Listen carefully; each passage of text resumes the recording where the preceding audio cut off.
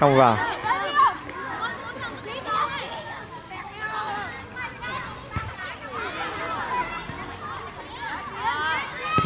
Úi trời ơi.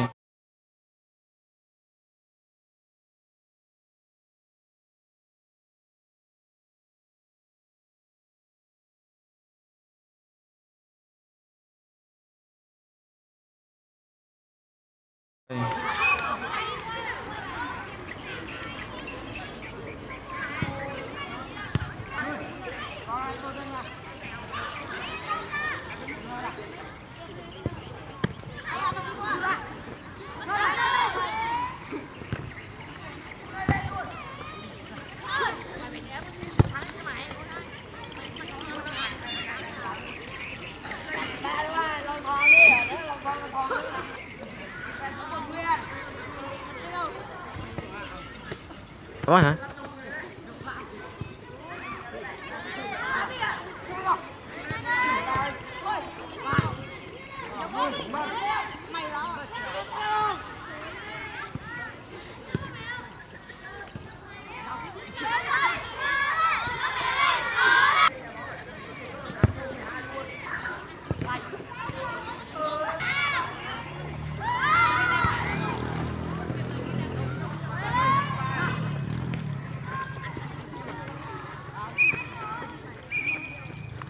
Mới ăn cái bánh bao thừa.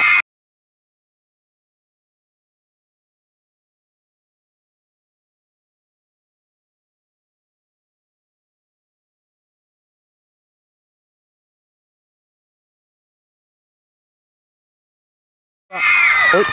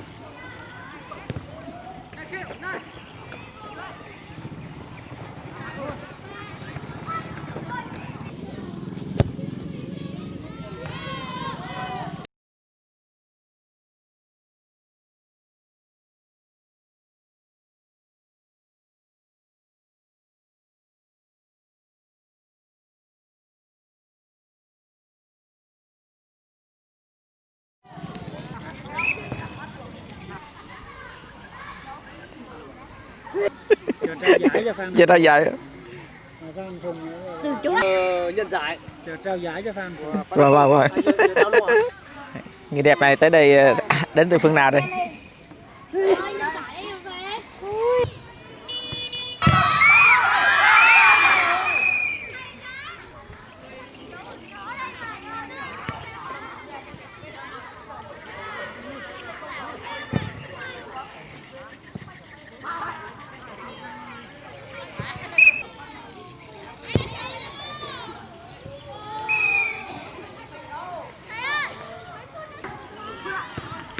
Ui giời.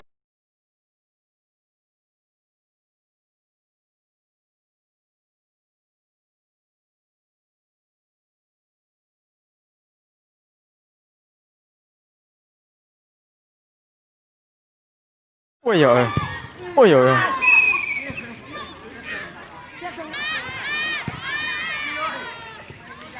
Tỷ số mấy rồi thầy Thứ nha? Ồ ngon đó, cách biệt 2 bàn được á. Còn cách này là an toàn ạ. Thời gian còn rất là ngắn. Đang ủng hộ Lương Thế Vinh.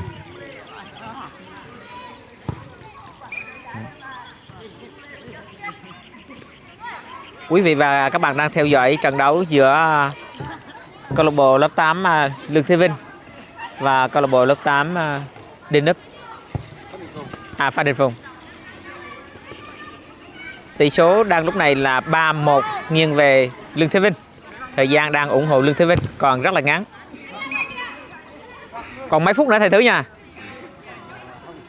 Ôi trời ơi, thế là quá tuyệt vời rồi.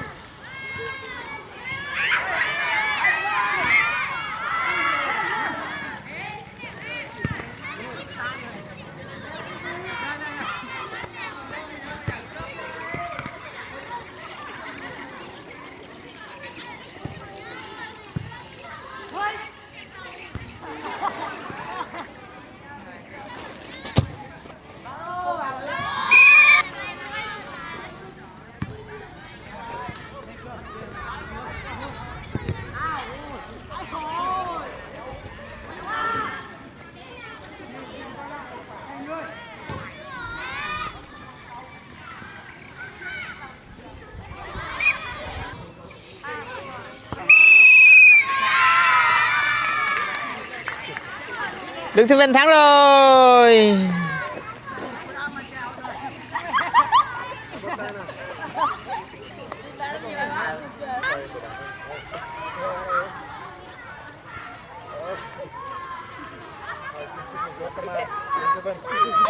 Đứng im.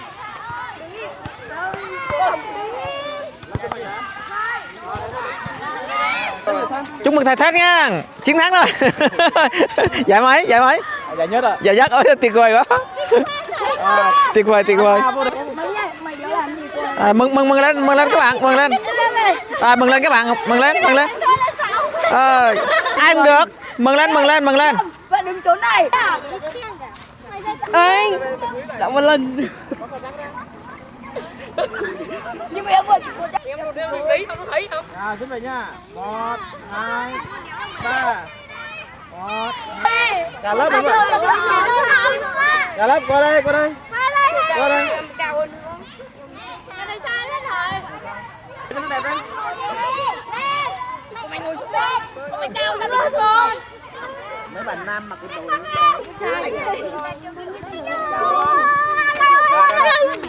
Lên. Đi lên. Rồi chuẩn bị nha. Rồi nhìn lên đây nè.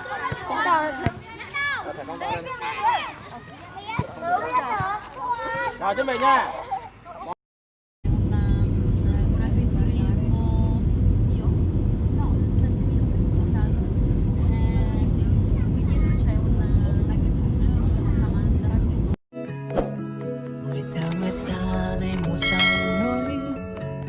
sương khói phơi phai đưa bước ai xa rồi